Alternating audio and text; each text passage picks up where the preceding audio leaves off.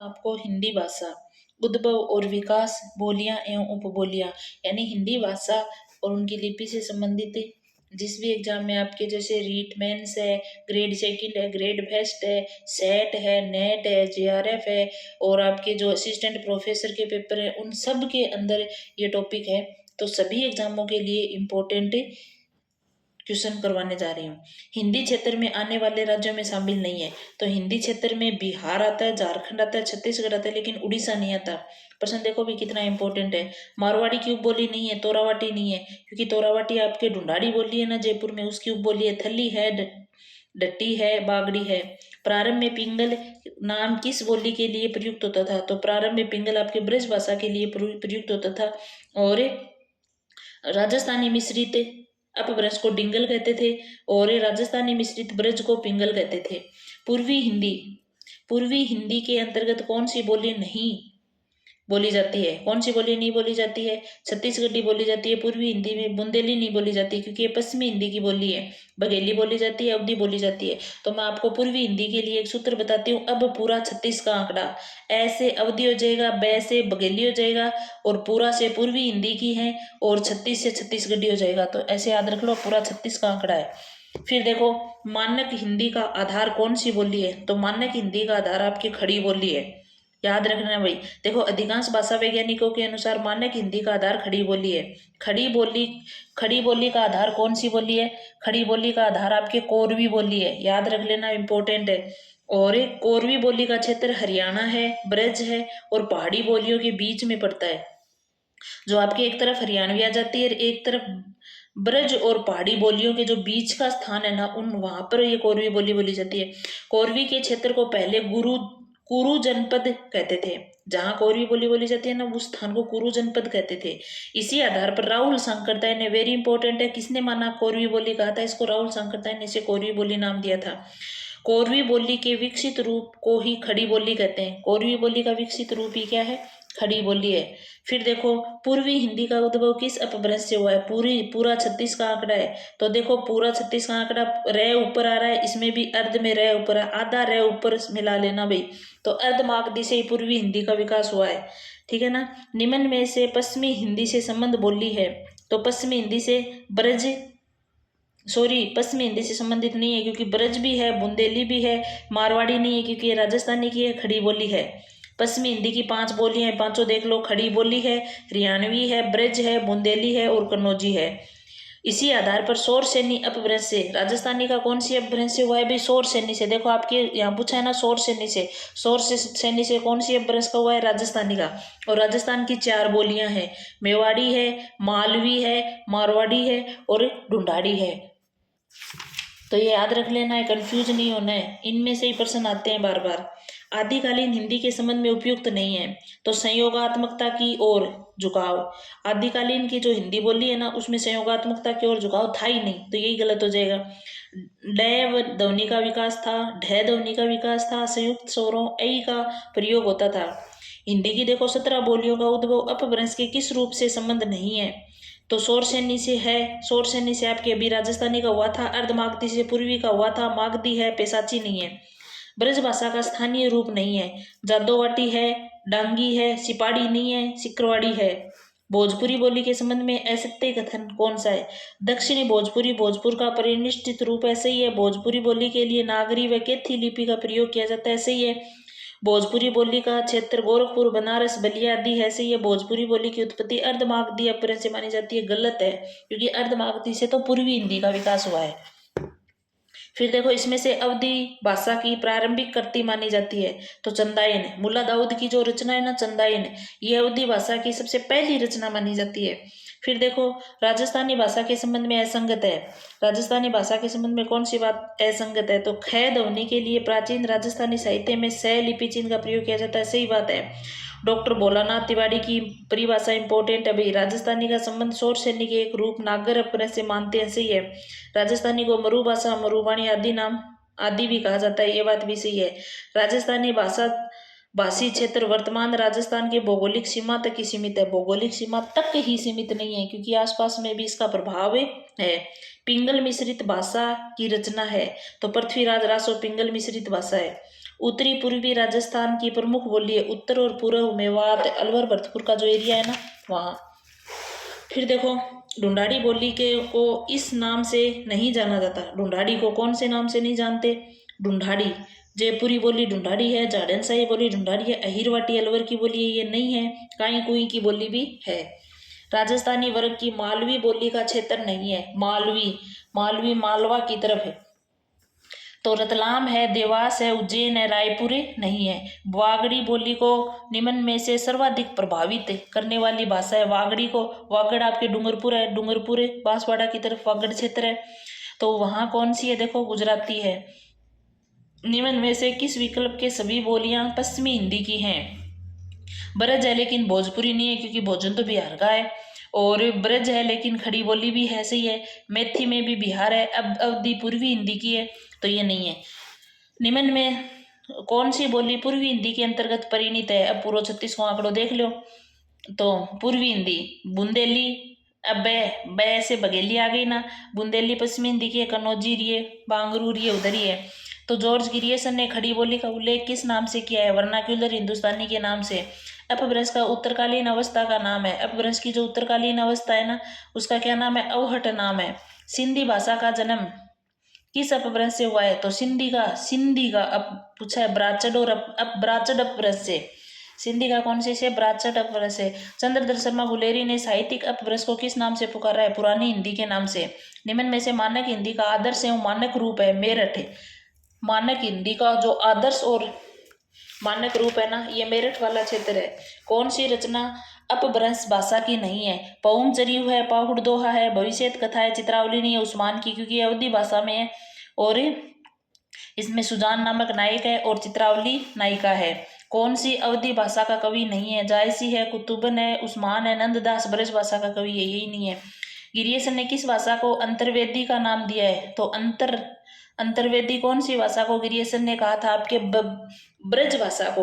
कौन सी भाषा को? ब्रज भाषा को गिरियसन ने क्या कहा था? अंतर्वेदी भाषा, याद रखना है। हिंदी और उर्दू के बीच की सरल भाषा क्या कहलाती है? हिंदुस्तानी। दक्षिणी राजस्थान की प्रतिनिधि बोली है। दक्षिणी राजस्थान के अंदर कौन सी बोली जाती है? मालवी बोली जाती है भाई। पश्चिमी हिंदी की कौन सी बोली नहीं है? तो पश्चिमी हिंदी की खड़ी बोली है, कन्नौजी है, ब्रज भाषा है, बघेली नहीं है क्योंकि भय बघेली पूर्वी हिंदी की है। कोरवी का संबंध किस अपभ्रंश से है? पश्चिमी हिंदी से।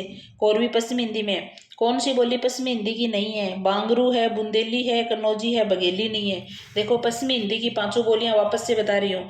ब्रज है, कन्नौजी है, बांगरू है, खड़ी बोली है, बुंदेली है। और पूर्वी हिंदी की अवधि है, बघेली है, छत्तीसगढ़ी है, याद रख लेना।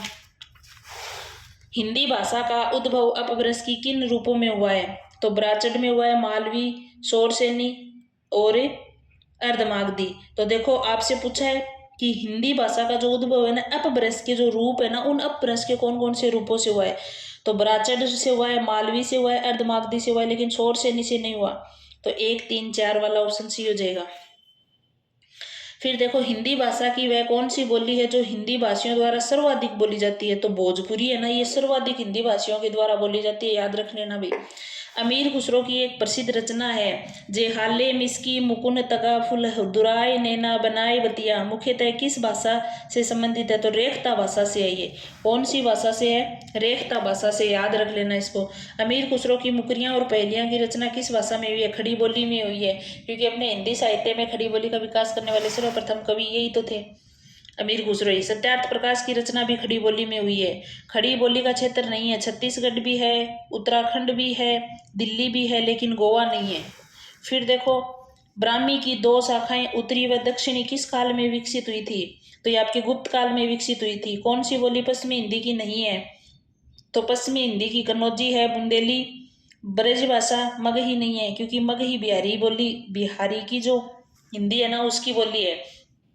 तो बिहारी वाले का भी एक सूत्र करवा रही हूँ कि बिहार में जाके मग लेके मेथी का भोजन करेंगे।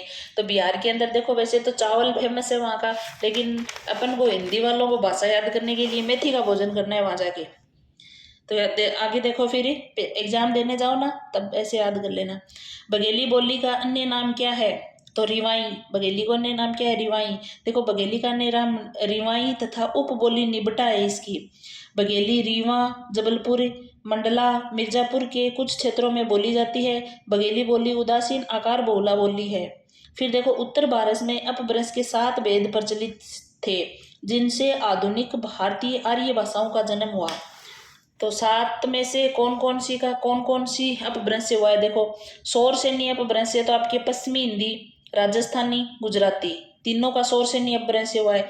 चाहे पश्चिमी हिंदी हो, चाहे आपकी राजस्थानी हो, चाहे गुजराती हो।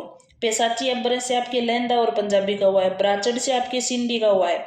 खस से आपके पहाड़ी कुमायूं गढ़वाली का हुआ है। महाराष्ट्री से आपके मराठी का हुआ है। अर्धमागधी से आपके पूर्वी हिंदी का हुआ है। और मागधी से बिहारी, बंगाली, उड़िया, असमिया। बिहारी का, बंगाली का, उड़िया का और असमिया का हुआ है। फिर देखो बुंदेली बोली की उपबोलियां कौन सी हैं? तो बुंदेली की कौन सी हैं बुक्स बोलियां? बुंदेली बोली की उपबोलियां कौन सी हैं? तो बुंदेली की भदोरी है, बनाफरी है, खटोला है। कौन सी है? भदोरी, बनाफरी, खटोला।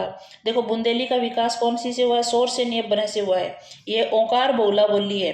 ये यूपी के कहाँ बोली जाती है? झांसी, उरई, जालौन, अमीरपुर, बांदा में बोली जाती है ये। और मध्य प्रदेश में ओरछा, पन्ना, दतिया, चरखारी, सागर, टोकमगढ़, दमोह, नरसिंहपुर, छिंदवाड़ा, होशंगाबाद और बालाघाट के अतिरिक्त ग्वालियर और भोपाल में भी बोली जाती है ये। कहाँ? ग्वालियर में और भोपाल में भी बोली जाती है। फिर देखो आलाखंड बुंदेली में ही रचित है। तो आलाखंड कौन सी बोली में रचित है? बुंदेली में। फिर देखो आगे अवधी और ब्रज में निम्नलिखित वेमन से मिलता है। अवधी और ब्रज के अंदर आपको कौन सी विशेषता या विषमता मिलती है? देखो अवधी का संबंध पूर्वी हिंदी से है जबकि ब्रज का संबंध पश्चिमी हिंदी से है। सही बात है ये। अवधी में ए ओ स्वर का उच्चारण ऐ औ के रूप में होता है जबकि ब्रज में ये स्वर ऐ औ के रूप में उच्चरित होता है। सही है। तीसरा देखो ध्वनि के स्तर पर अवधी आकारांत है जबकि ब्रज उकारांत है। ये गलत हो गया भाई। अवधि में क्षति पूरक दीर्घ किरण की प्रवृत्ति अधिक है जबकि ब्रज में कम है। ये भी गलत है। अवधि में पुल्लिंग संज्ञा पदों में वाह पर सर्ग जुड़ने की प्रवृत्ति मिलती है जबकि ब्रज में प्राय ऐसा नहीं है। ये भी सही है। तो ए बी ई सही हो जाएगा आपके इसमें। फिर देखो मैथिली का विकास किस अपभ्रंश से हुआ है? तो मैंने अभी आपको बताया मागधी से। मैथिली कौन सी बोली की है? बिहारी की। बिहारी का भी मागधी से हुआ है तो मैथिली का मागधी से। ब्रज बुल्ली का प्रयोग कहाँ होता है? बंगाल में होता है ब्रज बुल्ली का। दक्षिण भारत हिंदी प्रचार सभा का मुख्यालय कहाँ स्थित है? तो ये चेन्नई मद्रास में है।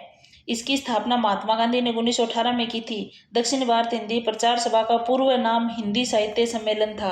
क्या था? हिंदी साहित्य सम्मेलन ही नाम था इसका पूर्व में। मुंडा भाषा परिवार का क्षेत्र कौन सा है? छोटा नागपुर। मुंडा भाषा क्षेत्र का परिवार कहाँ है? छोटा नागपुर। खड़ी बोली का प्रयोग सबसे पहले किस पुस्तक में हुआ है? तो प्रेम सागर में। लल्लू लाल की जो रचना है ना प्रेम सागर, वहीं सबसे पहले खड़ी बोली का प्रयोग हुआ है। खड़ी बोली कहाँ बोली जाती है? मेरठ में। देखो और भी जगह है लेकिन इन ऑप्शनों में से तो मेरठ में ही है। झांसी, अलीगढ़, कानपुर यहाँ नहीं बोली जाती।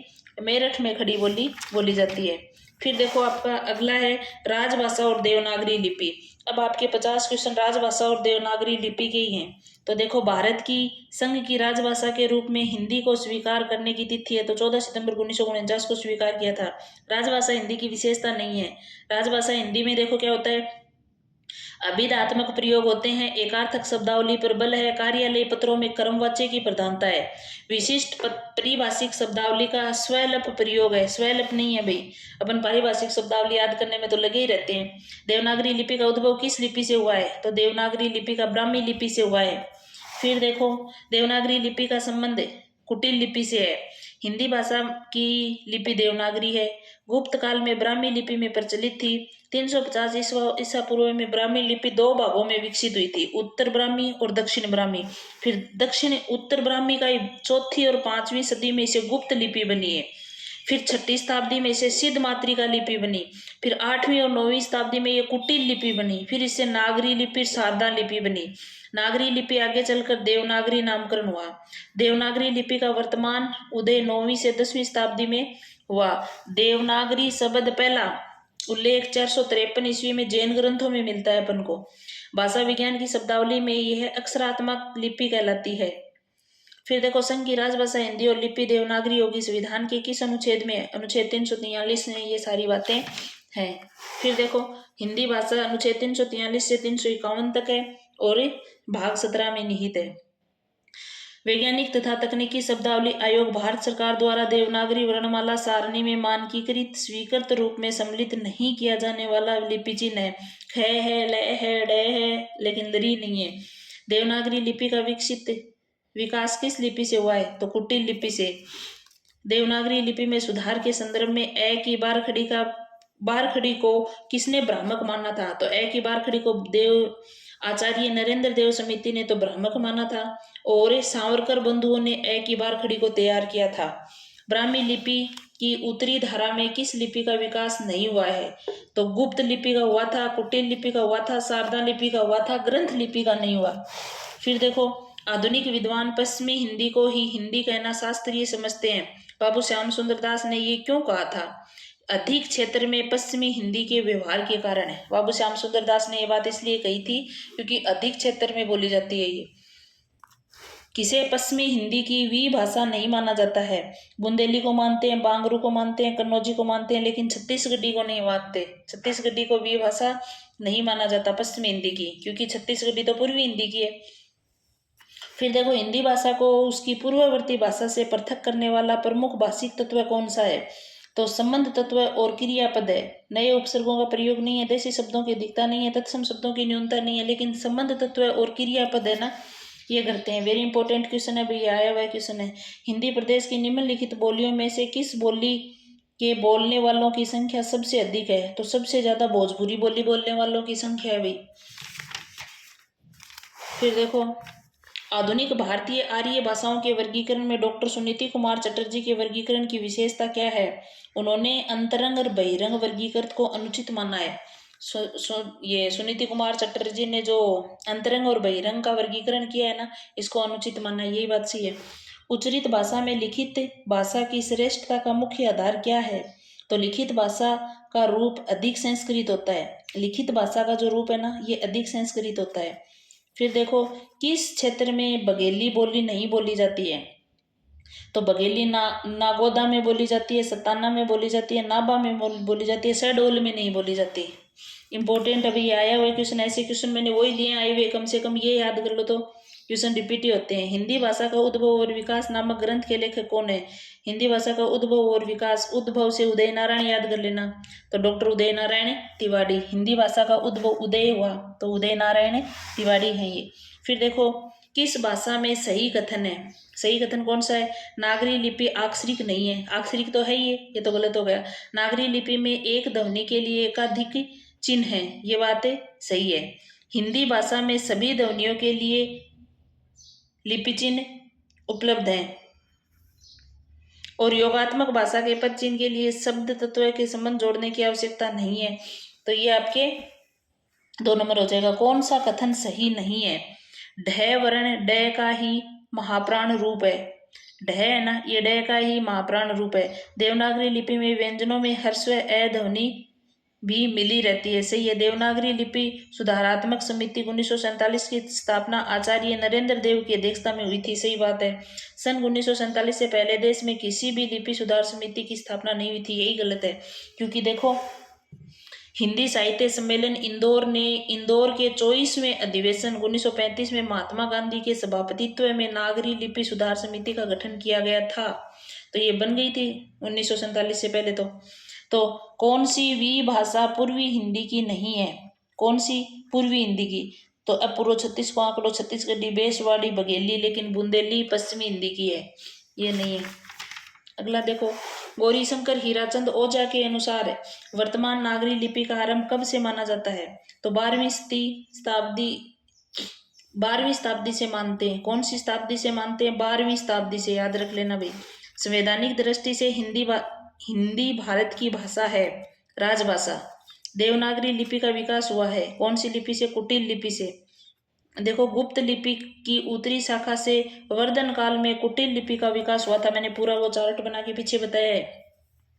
इसी कुटिल लिपि से परिष्कृत होकर देवनागरी लिपि का उदय हुआ है। 8वीं शताब्दी के उत्तरार्ध में अपने शैशव काल में थी ये, किंतु 11वीं शताब्दी तक आते आते देवनागरी लिपि संपूर्ण रूप में भारत की जनभाषा के रूप में विकसित हुई। ब्राह्मी लिपि की दो शाखाएं उत्तरी व दक्षिणी किस काल में विभाजित हुई थी? तो गुप्त काल में हुई थी ये।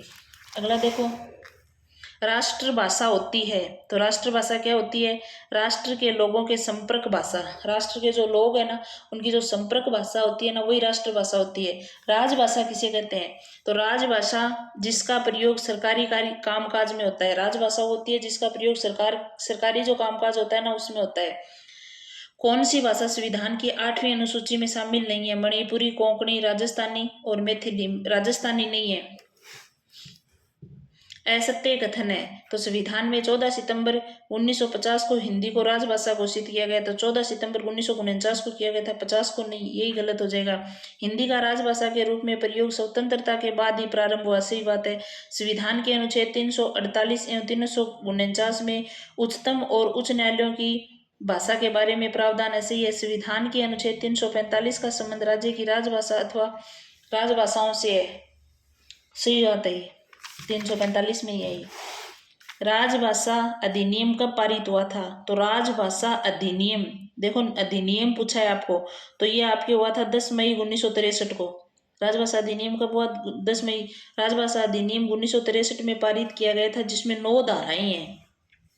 कितनी धाराएं हैं? 9 धाराएं। और 10 मई को हुआ था ये 1963 में राजभाषा अधिनियम। देखो संविधान के अनुसार संविधान लागू होने यानी 26 जनवरी 1950 के 15 वर्षों के बाद 26 जनवरी 1965 के बाद सभी कार्यों में केवल हिंदी का प्रयोग होगा। लेकिन राजभाषा अधिनियम 1963 में प्रावधान किया गया कि 26 जून 1965 से हिंदी संघ की राजभाषा ही रहेगी। उस समय से हिंदी के अतिरिक्त अंग्रेजी भी संघ के सभी सरकारी काम का प्रयोजनों के लिए बराबर प्रयुक्त होती रहेगी। राजभाषा अधिनियम में संशोधन कब हुआ था? 1967 में संशोधन हुआ। 27 नवंबर 1967 को संसद में सरकार के राजभाषा संकल्प के रखे जाने के साथ ही 1963 के अधिनियम को संशोधित करने के लिए संसद में एक विधेयक भी प्रस्तुत किया गया। अतः इसे 8 जनवरी 1968 को अधिनियम कर दिया गया।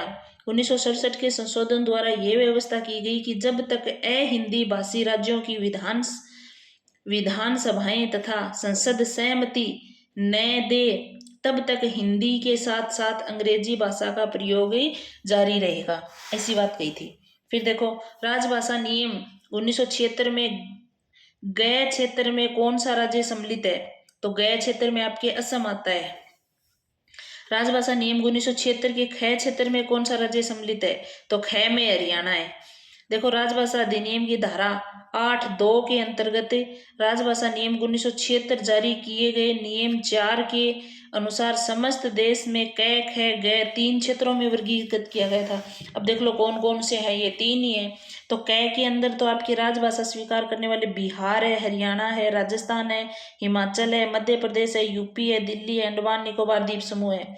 और ख क्षेत्र में जिन्होंने केंद्र सरकार के साथ पत्र व्यवहार में हिंदी को अपनाने का निर्णय लिया, जैसे गुजरात है, महाराष्ट्र है, पंजाब है और चंडीगढ़ है। फिर गए जिन्होंने हिंदी में भेजे जाने वाले पत्रों का अंग्रेजी अनुवाद भी भेजा जाता है, ये गए वाले हैं। 1976 में राजभाषा नियम बनाए गए जिसके अनुसार त्रिभाषा फार्मूला अपनाया गया, जिसमें 3 भाषाओं का प्रावधान है। प्रधान राजभाषा हिंदी, सहायक राजभाषा अंग्रेजी और प्रादेशिक भाषा। फिर देखो राजभाषा आयोग 1955 में 7 जून 1955 में बना था। राजभाषा आयोग कब बना? 7 जून 1955 में। राष्ट्रपति का आदेश 1960 में। पहला राष्ट्रपति का आदेश 1955 में आया था और ये दूसरा 60 में। राजभाषा विभाग की स्थापना कब जारी की गई थी? तो राजभाषा विभाग 25 जून 1975 को बना था। राजभाषा का विभाग है। राष्ट्रपति ने राजभाषा आयोग के गठन का आदेश किस वर्ष जारी किया था? 1955 में। देखो अनुच्छेद 344 के तहत राष्ट्रपति ने जून 1955 में श्री बी जी खेर की अध्यक्षता में स्थापित किया था। किसकी अध्यक्षता में? बी जी खेर की अध्यक्षता में। प्रशासनिक कार्यों में हिंदी के प्रयोग को अनिवार्य करने के लिए राजस्थान राजभाषा अधिनियम कब पारित किया गया था? तो राजस्थान में ये 1956 में पारित किया गया था। राजभाषा अधिनियम 1963 में बना और राजभाषा नियम 1976 में बना। याद रख लेना, अधिनियम और नियम में कंफ्यूज नहीं होना है अभी। राजस्थान के राजकीय विभागों में केवल भाषा और देवनागरी लिपि रबर की मोहरों का प्रयोग कब अनिवार्य किया गया? 1976 में। हिंदी की उत्पत्ति किस अपभ्रंश से हुई है? शोर सैनी अपभ्रंश से। कौन सी अपभ्रंश से? शोर सैनी से। याद रख लेना भी हिंदी की उत्पत्ति।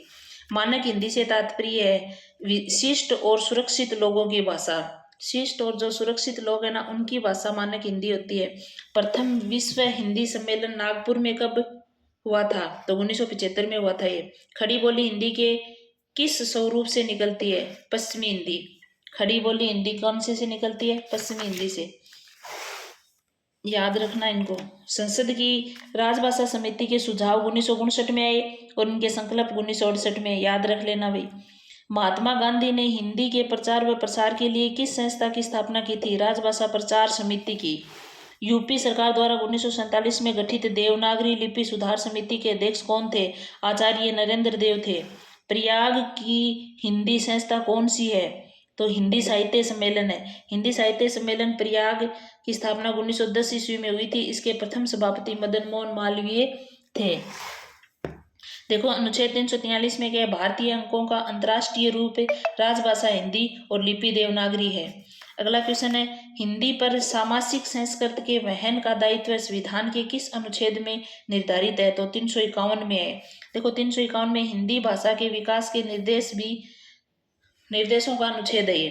348 में उच्चतम न्यायालय उच्च न्यायालय की भाषा का है। 349 में भाषा संबंधी विधियां अधिनियम करने की विशेष प्रक्रिया है। 344 में राष्ट्रपति द्वारा राजभाषा आयोग के गठन के प्रावधान है। ठीक है, ये याद करने हैं। फिर देखो राजभाषा आयोग 1955 के अनुसार निम्न सुझाव दिए गए। कौन कौन से सुझाव दिए गए? कि हिंदी सर्वाधिक बोली और समझी जाने वाली भाषा है, यही सारे भारत का एक माध्यम हो। सही बात है।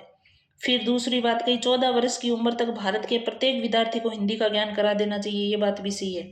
भारत सरकार के प्रकाशन अधिक से अधिक अंग्रेजी में दिए जाएं, ये गलत है। उच्च न्यायालयों को में क्षेत्रीय भाषाओं का व्यवहार होना चाहिए, ये बात भी सही है। तो 1, 2, 4 सही हो जाएगा इसमें। फिर देखो आगे, छत्तीसगढ़ की कौन सी मुख्य रंग शैलियां हैं? तो छत्तीसगढ़ की कौन कौन सी हैं? ख्याल, माच, नाचा, पंचवाड़ी। तो इसमें आपके ख्याल 4 है।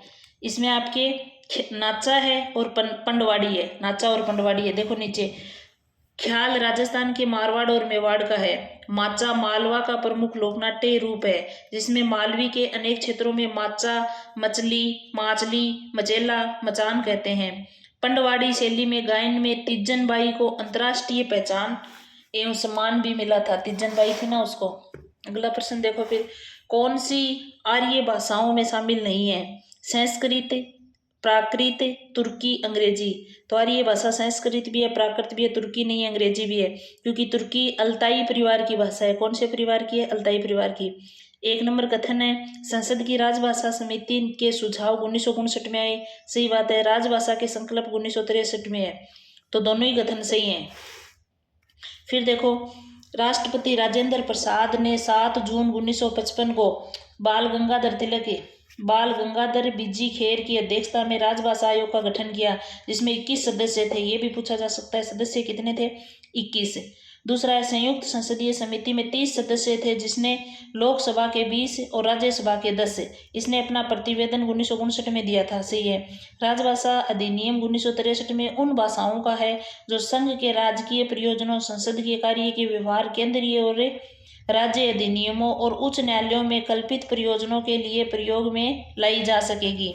फिर देखो, संकल्प 1968 में संविधान के अनुच्छेद 343 के अनुसार संघ की राजभाषा हिंदी रहेगी और उनके अनुच्छेद 351 के अनुसार हिंदी का प्रचार, वृद्धि करना और उसका विकास करना, ताकि वह भारत की सामाजिक सांस्कृतिक के सब तत्वों में अभिव्यक्ति का माध्यम हो। फिर देखो, राजभाषा आयोग की सिफारिश के समीक्षात्मक करने के लिए 1957 में गोविंद वल्लभ पंत की अध्यक्षता में संयुक्त संसदीय राजभाषा समिति का गठन किया गया था।